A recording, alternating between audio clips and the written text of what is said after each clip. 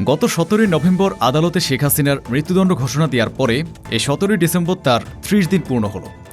আইন অনুযায়ী এই রায়ের বিরুদ্ধে আসামি পক্ষের দ্বারা উচ্চ আদালতে আপিল করার সময়সীমা হল 30 দিন। আবার আপিল করতে সশরীরে উপস্থিত থাকার বিধানও আছে।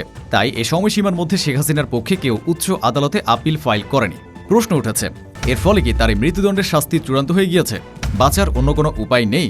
সেক্ষেত্রে কি শেখ হাসিনা বাংলাদেশে আসলেই সরকারকে তার ফাঁসি কার্যকর করতে হবে?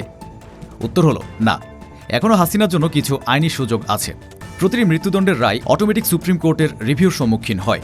ফাঁসির আসামি যেদিন ধরা দেবে বা ধরা খাবে সেদিন অটোমেটিক আপিল হয়ে যাবে। তাই আপিলের সময়সীমার মধ্যে আপিল না করলেও হাসিনাকে সরকার ধরতে পারলেই অটো আপিল হয়ে যাবে। এরপরেও আছে রাষ্ট্রপতির ক্ষমতার অপশন।